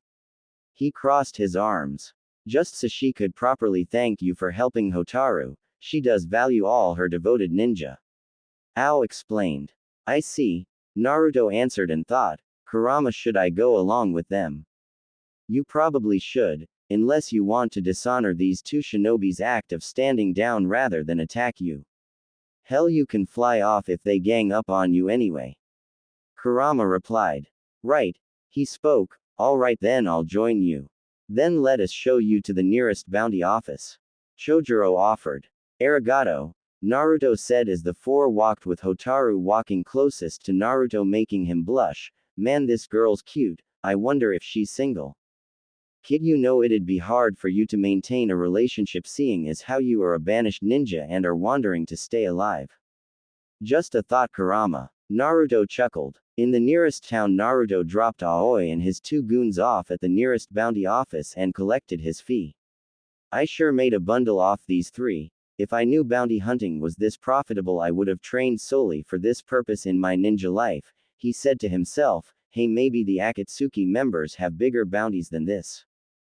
Don't get ahead of yourself, Naruto. After all, compared to the Akatsuki members, Aoi was just a small helping, as you've seen from both Itachi and Kisame. Kurama thought. I know, Naruto replied as he left the office with Ao, Chojuro, and Hotaru waiting for him. Alright, I'm done, take me to your Mizukage. Follow us, Ao instructed as they headed for the docks and caught a boat ride bound for Kiri. That night, as the boat was slowly crossing the waters, Naruto was using his power to levitate some coins in his palm. How can you really do that? Chojuro asked, approaching with Hotaru. I told you I'm a wind manipulator. Naruto replied. But you haven't done any hand signs or anything. Chojuro noticed. I'm a very special case, so I don't have to use hand signs. Believe me, I've seen my fair share of ninjas with unique abilities ranging from natural to bloodline. Naruto explained, remembering Haku. Well, you got me there. Chojuro admitted. By the way, Chojuro, what's with that thing you got wrapped on your back? Naruto noticed. Oh, this. Well, this is my sword Haramakare. I was given this when I was selected to become a new member of the Seven Swordsmen. Naruto's eyes widened hearing that title. Did you say Seven Swordsmen? Yeah. Why, it's that a problem for you? Chojuro asked. Oh no, not at all. It's just I ran into someone months ago who came from the same team. Naruto explained. What? Who? Just about every member of the original Seven Swordsmen disbanded years ago for, Chojuro began, but Naruto finished. A failed assassination of a feudal lord. Yeah, that's what I heard. You know of a tall guy named Zabuza? Zabuza Momochi. You met him. The blue-haired boy gasped. Oh yeah, and I honestly wish I could say I fought him, but I didn't. Instead, I fought a partner of his who utilized a bloodline ability known as Hyouden. Whoa, Naruto, what was it like standing in the presence of the demon of the Kiri? Well, I felt the area around me go cold along with mist coming with him. And that giant sword of his was too good to be real, but you know, for the demon of Kiri he wasn't a total heartless. What do you mean? Hotaru asked while Chojuro was confused. He may have the reputation as a cold-hearted killer, but deep down he had honor and love for his partner. Naruto answered as he had a flashback to the battle on the bridge in Wave months ago. Zabuza turned to Naruto after realizing Haku never did kill Sasuke Uchiha with his Senbon. Hey kid, Naruto looked at Zabuza, seeing tears in his eyes. Your words cut deep, deeper than any blade. All that stuff I said about Haku being nothing more than my tool and weapon, I lied. I did care about him. I loved him like he was my own son. I thank you for helping me remember that, and to make up for what I've done. I'm going to help you. Zabuza used what energy he had to pull the bandage off his mouth. Can ya spare a weapon? Naruto smiled, throwing a kunai to him. Take it. Zabuza caught it in his mouth. Arigato. He took off running at the mob. The mercenaries threw whatever weapons they had at Zabuza, piercing him, but the demon of the mist still ran, using Naruto's kunai to assassinate the mercenaries. After a majority of the mercenaries were killed, the remaining few fled the scene, not wanting to return ever again. Zabuza with no energy left fell on his back. Ah. He grunts in pain. Guess this is the end for me. Zabuza. Kakashi said as Squad 7 and Tazuna gather around. Zabuza looked up to Naruto. Kid, what's your name? My name is Naruto Uzumaki. Naruto answered. Naruto, I thank you for helping me see the light. Zabuza said. Kakashi, I have one request for you. Set me next to Haku, if I'm going to die here and now. I'd want it to be next to him. Yes, Zabuza. Kakashi carried Zabuza's body, setting him down next to Haku, where the swordsman looked at the side to Haku's lifeless face. You were always at my side, the least I can do is to be beside you at the end. I know it cannot be, but I wish I could go to where you have gone. How I wish I could join you there, Haku. Zabuza said before his eyes closed, signaling his death. Naruto was brought out of his flashback and looked to them. Even if you're trained to become a pure killer, even some will always have a small piece of emotion within them. After all, we're all human, aren't we? You're absolutely right. Hotaru agreed. Chojuro yawned. Well, I'm going to bed now. I'll catch you all in the morning. He went inside the ship's cabin. Naruto continued sitting down, looking out into the sea as Hotaru sat next to him. Naruto. I want to know, where did you come from? Naruto was surprised she'd ask him something personal like that, but felt hesitant to answer given his past. Should I tell her, or will she just treat me like everyone else? Maybe I'll take my chances, and if she doesn't take it kindly, I can just fly off. Well, Hotaru, the village I previously came from wasn't exactly a place I was proud to call my home. How come? Well, I was born an orphan. I didn't know my mother or my father. Growing up wasn't even what you'd call a happy life.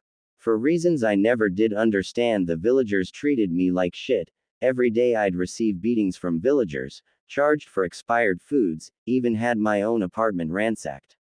Whenever I asked someone why I'm treated so poorly, they'd just say I killed millions of innocent lives and caused people nothing but pain. Naruto explained while clenching his fist. Hotaru gasped at this and spoke. Why would so many say something like that? You don't look like you would harm anyone innocent. Yeah, I thought they knew something I didn't know, and it turns out they did, but they let their own emotions and rage blind them to what I really was. Really were. Hotaru was confused. The truth is, Hotaru, I'm a Jinchuriki. A Jinchuriki? Hotaru gasped. So you've heard of them, have you? I have. In fact, my master is one. He is. Naruto was taken aback. Yes, now I understand what you mean. My master said he was casted out, looked down upon, treated like he was a monster just because he had one sealed inside him, the girl explained. Truth is, there are still some who treat him that way, but he no longer lets them get to him. He only gets stronger so that he can protect himself and anyone he cares about, such as me. I see. So what else? Hotaru asked. Well, during my time in the village I formed a rivalry with another boy. He was Mr. Popular due to the reputation of his clan. Every girl at the ninja academy wanted him, and boys were envious of him. But me, all I wanted to do was surpass him. I thought he was my friend, seeing as how both of us were what made each other work harder to get stronger. But that was all a lie, Naruto said as his eyes tightened. He was just a blind fool obsessed with revenge for the massacre of his family. He attempted to go nuke Nin so he could get stronger from another nuke Nin. I was sent to stop him and bring him back. And when I did, the council banished me for nearly killing him. What? Hotaru gasped. How can they do that? They're the council, and that means they think they're so superior they can do whatever they want and how they want it, Naruto explained, so they used that as an excuse to banish me. Naruto then found himself pulled into a hug by Hotaru and blushed, feeling the side of his head pressed into the girl's soft mounds while hearing her whimper, I'm so sorry. For what? Naruto asked, confused. For making you remember such a horrid life. You were wrongfully treated for something you had no control over.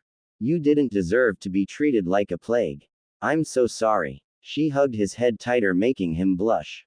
Whoa, these things are soft. No wonder Ero Sennin has a fascination for them. he thought, but snapped out of it before Hotaru noticed he was enjoying the feeling too much.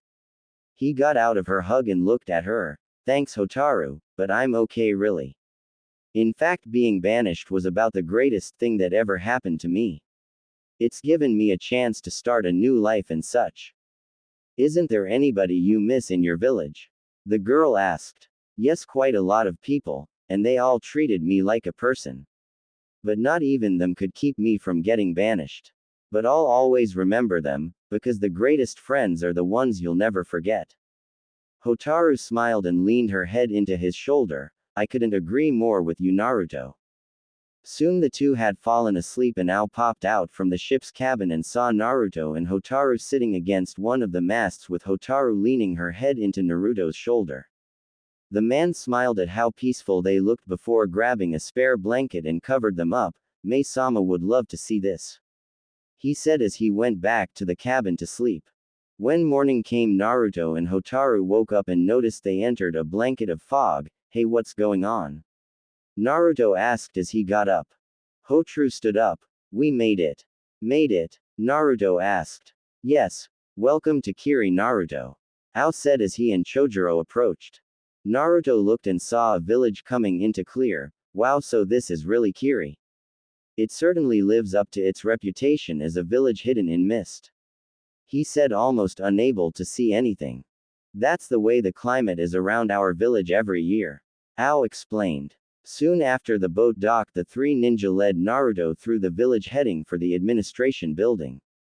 They walked through a hall before stopping before a room where Ao knocked on the door and a female voice answered from the other side, come in. Ao opened the door showing Naruto in, where he looked over and seated at a desk was a slender woman in her early 30s. She had ankle-length, auburn hair styled into a herringbone pattern at the back, a top knot tied with a dark blue band, and with 4 bangs at the front. 2 bangs are short, with one covering her right eye, and 2 are long, crossing each other on her ample chest, just below her chin. Her eyes were light green, had dark blue polish on her fingers and toes, and had dark blue lipstick on.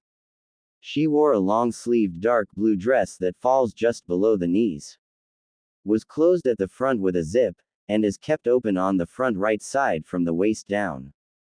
The dress only covered up to the upper part of her arms and the underside of her.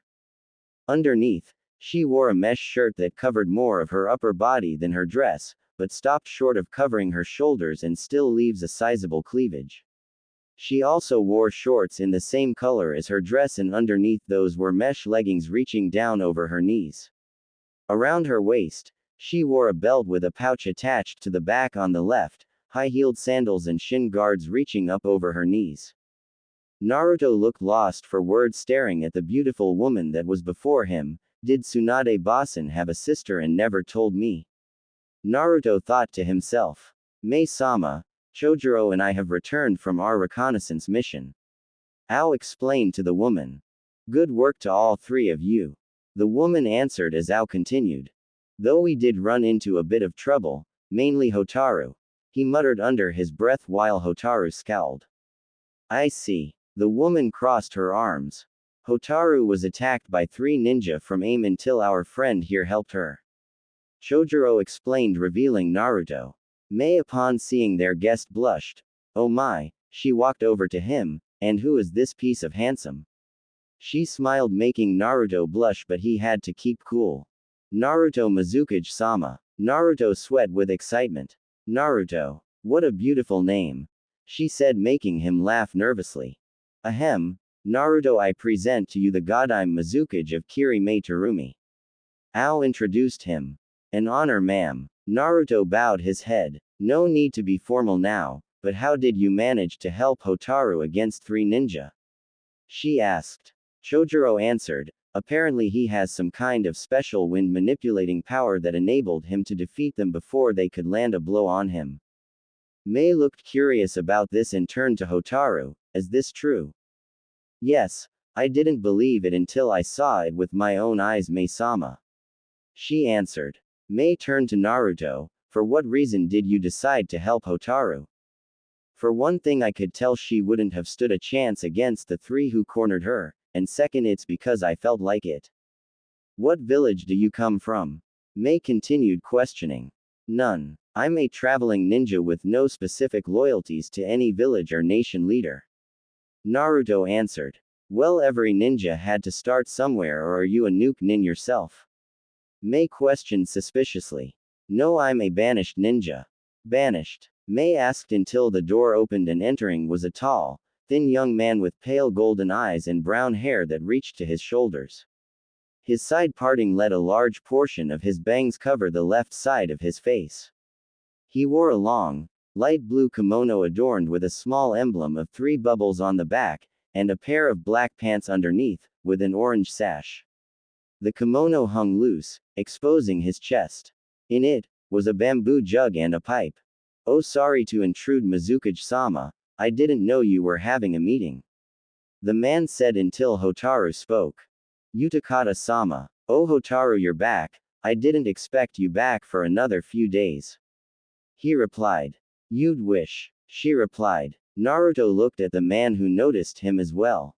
The two gazed at each other as if they were looking deeper beyond what was in front of him. This guy the first feel it within him. Kurama, is he another one? Yes, Naruto. The chakra radiating off him can only be from Seiken the Rokubi. Utakata was thinking. Seiken, is this boy also like me? Yes, Utakata, I feel it in his chakra. He is the one who controls Kurama the Kyuubi. A demonic voice thought back. I see. Just in time, Mei said. Utakata, I'd like you to meet our guest Naruto. Naruto, this is Utakata, Hotaru's master. Naruto approached him extending his hand. Nice to meet ya. Likewise. Utakata shook his hand. Chojuro and Ao, would you two mind leaving for now while I have a word with these three? Mei requested.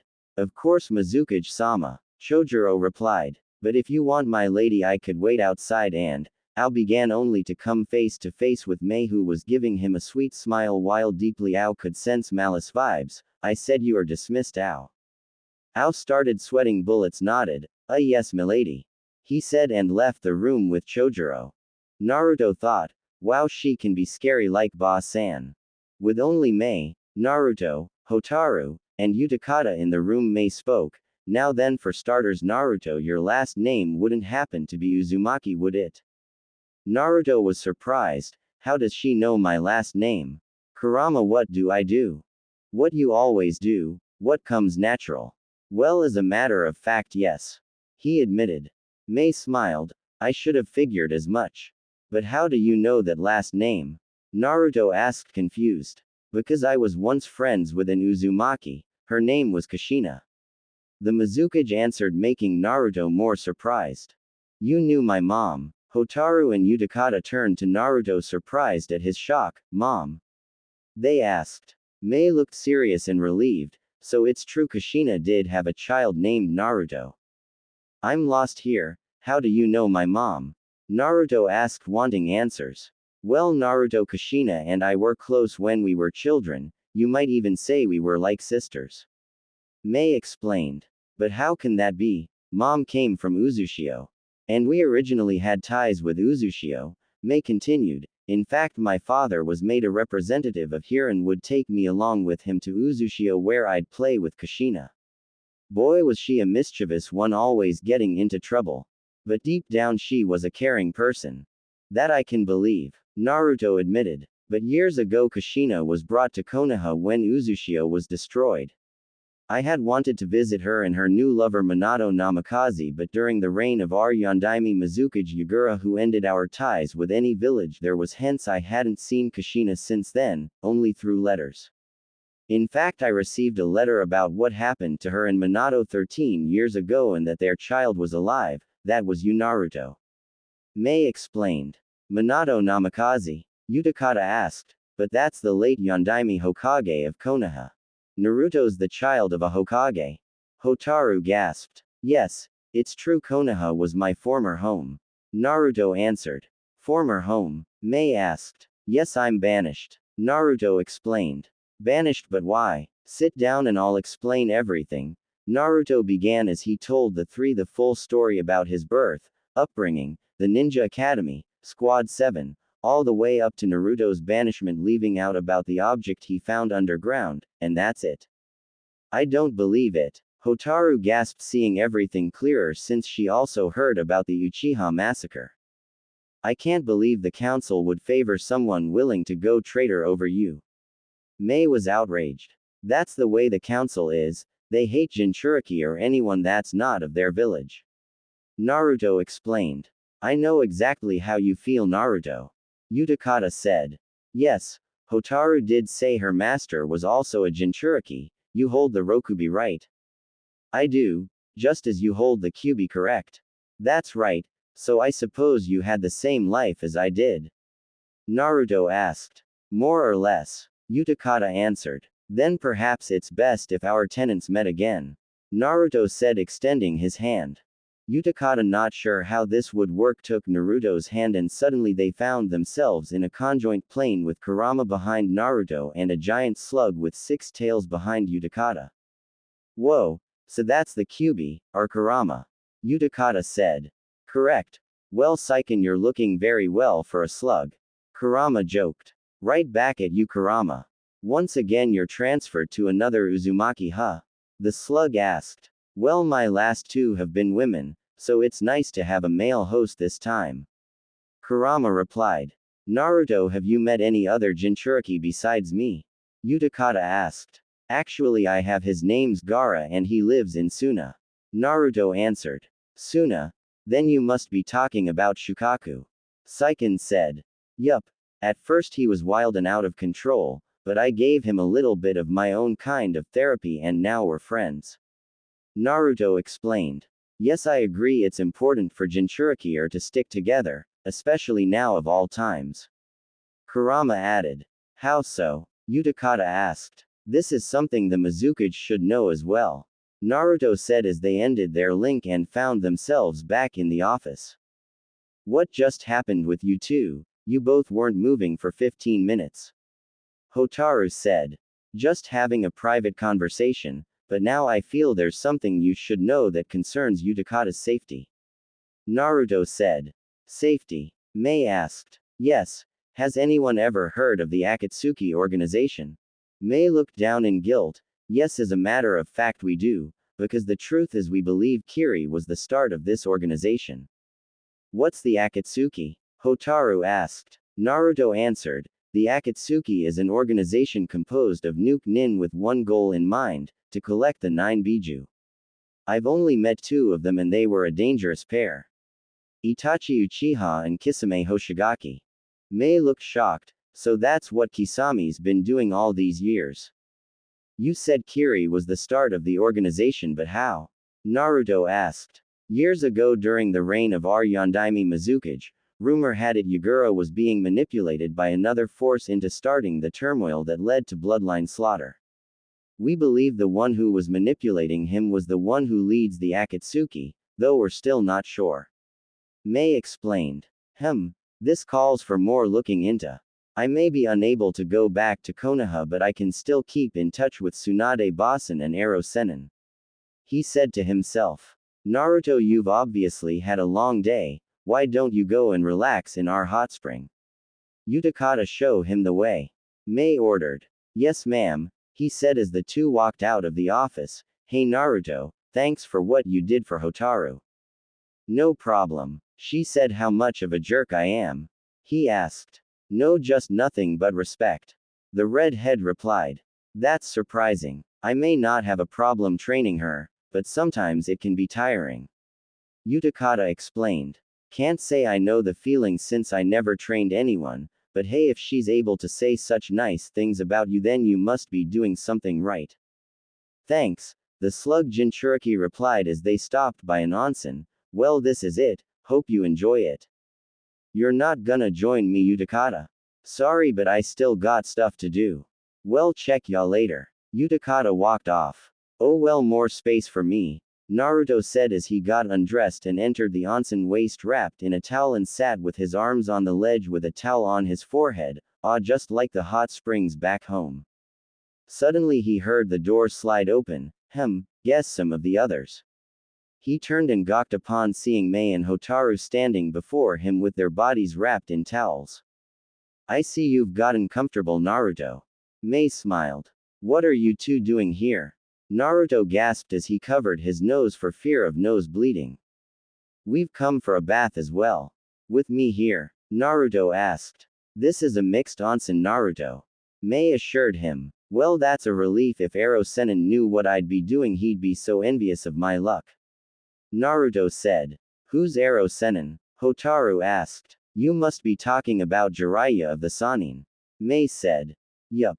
Naruto replied. It certainly sounds like a fitting nickname. Mei admitted.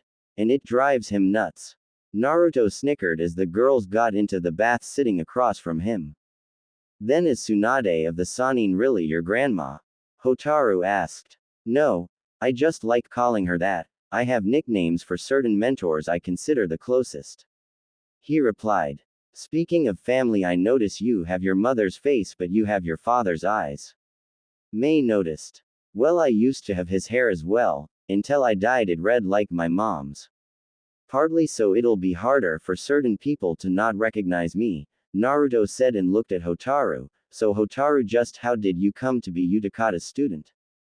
Well, it all started out many years ago in my old village back when I was with my home clan Tsushigumo.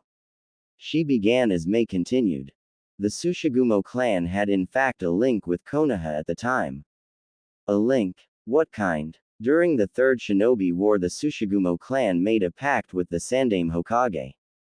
The clan head at the time created a powerful technique that could wipe out an entire village, though Hiruzen Sarutobi through the pact demanded it be made forbidden, in exchange for protection provided by Konoha in times of need. She continued, because they had such a dangerous technique they were targeted by rivaling nations, leading to many clan members being killed. Whoa! Naruto gasped, feeling it was the Uchiha and Kagaya clan all over again. Yes, in a last-ditch attempt Hotaru's grandfather sealed the forbidden technique within her and only a clan member of Hotaru herself can release it. As for meeting Utakata. It was 4 years ago when Utakata fled from here due to the harsh treatment he received being a Jinchuriki and all.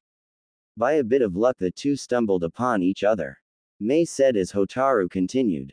I was impressed by the skills he used to defend me against some nuke nin. I declared him as my master even though he tried to turn me away. I followed him until he would agree. You followed him? Naruto asked, seeing stalker written all over. Anyway, he reluctantly agreed, teaching me some water jutsu.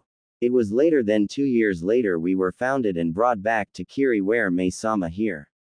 Many of the ninja welcomed Utakata back, having not been so blind as others, but sadly there are some villagers who aren't as accepting of him as others. I also trained Hotaru in a few jutsu as well, though she can be a bit of a rascal who gets into trouble. Mei teased while Hotaru whined. You're too mean, Mei-sama. Naruto chuckled. Oh, you two remind me of another adult and girl back in Konoha. He thought of Tsunade and Sakura. They relaxed until Hotaru slid over, getting closer to Naruto. Naruto. I was wondering if you could wash my back for me. She let her towel drop a bit behind her, exposing her clear back. Naruto blushed. You want me to? Yes, please. I'd really appreciate it, she replied. Well, okay. Naruto said as he started washing the girl's back as she moaned. That feels good, Naruto. Are you a natural at this? Hotaru moaned in delight.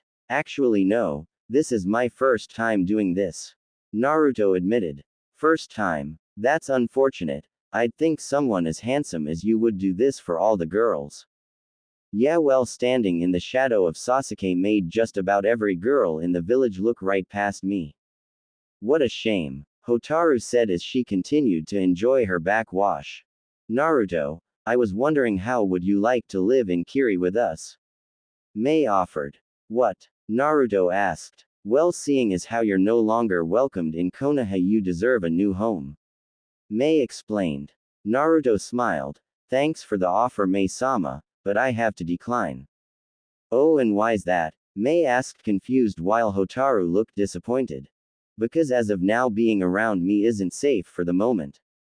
How come? Hotaru asked. I may be banished from Konoha, but one member of their council still wants me dead. Danzo Shimura. The warhawk of a ninja. May feared recalling his reputation as a warmonger. Yeah, a week ago he sent some of his trained Anbu to assassinate me. It wasn't easy, but I managed to defeat them, and there's no question he's sent more to try and find me. That's why for now I have to be on the move. I understand. May nodded. As do I. Hotaru agreed. Well, you'll be welcomed here in case you need any place to stay. May assured him. Thanks. Naruto smiled as Hotaru laid in his chest, making him blush while May giggled seeing how cute they looked. That night Naruto was set up in a guest bedroom but lied wide awake on his bed wearing a robe. Wow, I'm glad I got to know Kiri of this time rather than the past. May-sama's a nice woman, just like Tsunade Basen. And Hotaru, she understands how I feel about carrying a burden of power so dangerous it could bring destruction. He thought to himself until he looked, seeing his door open and entering was Hotaru in her own robe as well. Hotaru. Sorry Naruto, but I just wanted to see you before you decided to leave tomorrow. She explained, walking to his bed. No problem, I wasn't asleep anyway. Naruto said as Hotaru climbed on the bed. I also wanted to properly thank you for not only for what you did for me, but for letting me get to know you better. Thank me how? Naruto asked, only to get his chin cupped by Hotaru's hand. Through this, Hotaru said as she planted her lips on Naruto's, who graciously accepted the kiss. They kissed for 5 minutes before they parted. Wow. Naruto gasped. You're good, Hotaru said. You were even better. Naruto replied. This was my second kiss, wonder if I should tell her, nah. Naruto. Yeah, I know this is sudden, but if you ever decided on your true future, would you make me your wife? Huh? Naruto asked, taken aback by such an offer. Nobody knows how many Uzumakis are left from the clan, and it'd be a shame if you were the only one there is. So would you ever consider marrying me?